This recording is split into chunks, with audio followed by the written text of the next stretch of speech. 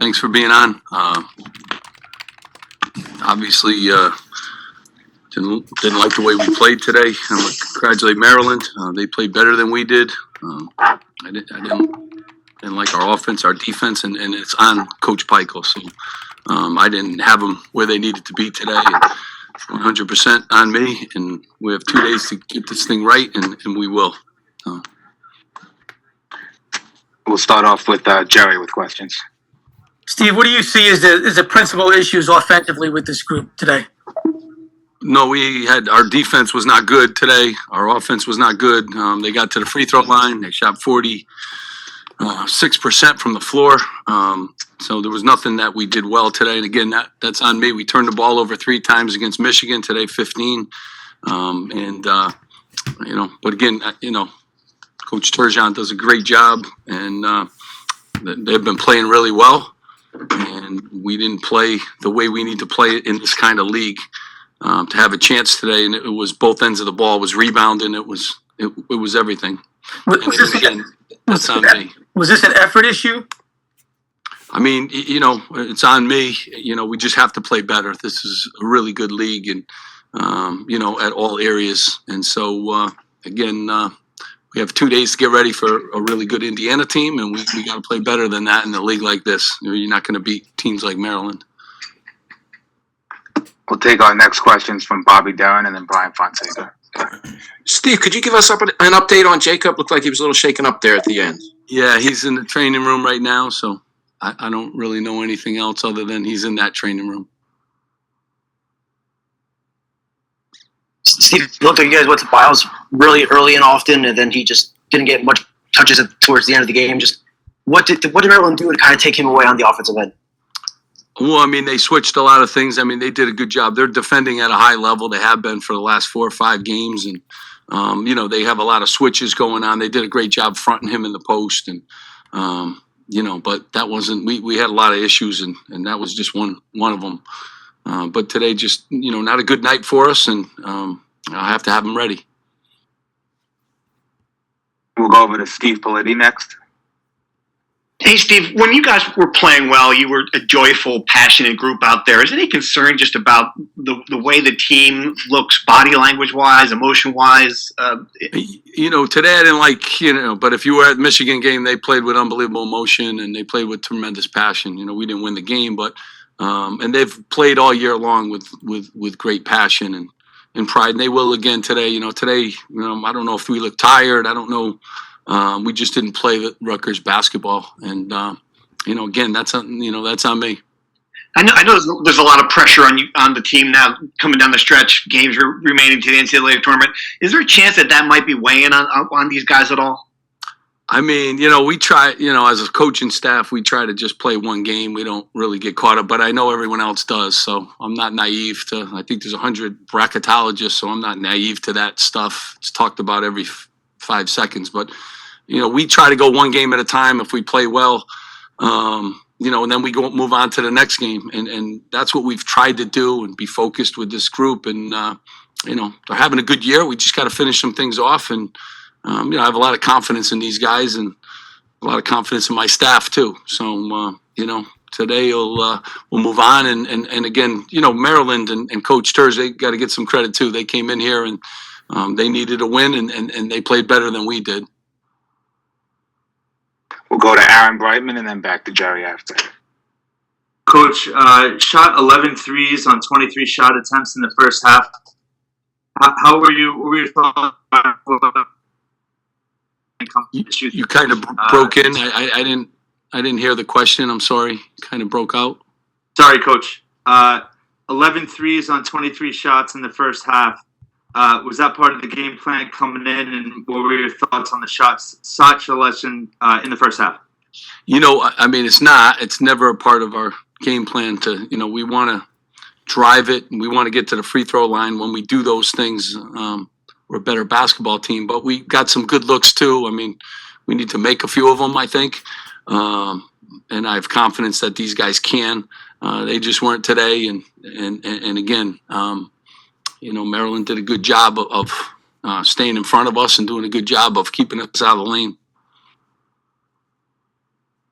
Steve, why are no players coming to the interview session today? Yeah, because this game's on me. I think they're meeting right now, and I'm in charge, and you guys could ask me anything you want. I'll stay here as long as you want. We'll go to Bobby Darren.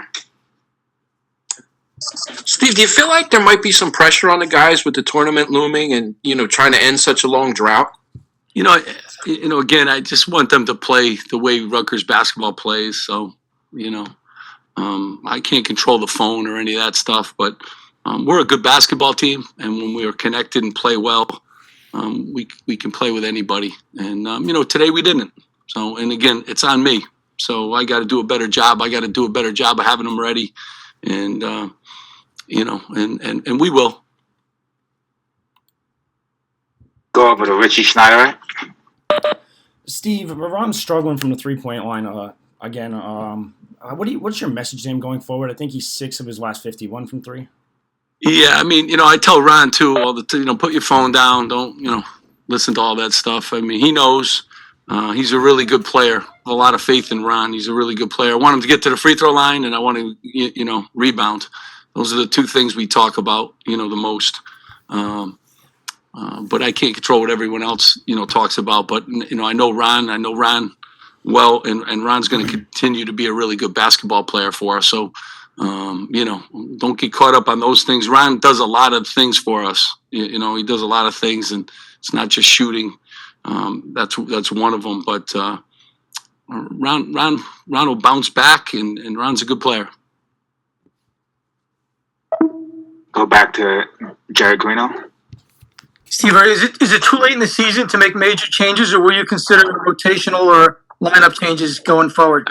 Up until today, guys, we've been playing really well. So, we've been playing good basketball. I love my guys. I like the guys on the bench. I trust all of them. If those opportunities come, I will. But I also trust the guys that I play. They're good. I have a lot of faith in all of them, and we'll continue to grind.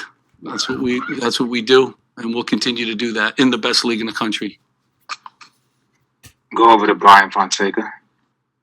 Steve, you're closing out against a couple of teams that you've already beaten, were on the bubble, hungry to beat you guys, and build on their resume. Just what kind of challenges does it present now that we're really in the end, late season crunch in those situations we're in?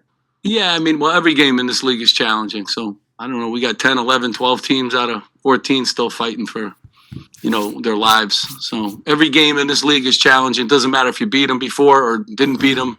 You got to play well for those 40 minutes. And if you do, you can come away with a win. But I don't worry about other teams as much as I worry about my team. And our guys will be ready, and we'll play better, and we'll play with more swagger. I take a question from Matt Manley. Hey, Coach. Just wanted to ask you where you stand on Montez Mathis at the moment. He struggled to score since around the Purdue game and coming off the bench. Just where do you think he's at, and what have you tried to do to just kind of keep him involved in things? Yeah, no, Montez, I love Montez. He's a guy who's already scored almost 700 points in his career. He's, a kid that defends. He plays hard. He's great, comes to practice, does a great job. So I love Montez. I know everybody wants to play better. Everyone on the whole roster does, but he got to keep plugging away. He's had some great days for us. We wouldn't be in this position without him. And again, very confident in him. See one from Jerry. This is the last question for me, Steve. What was your message to the team afterwards in a nutshell?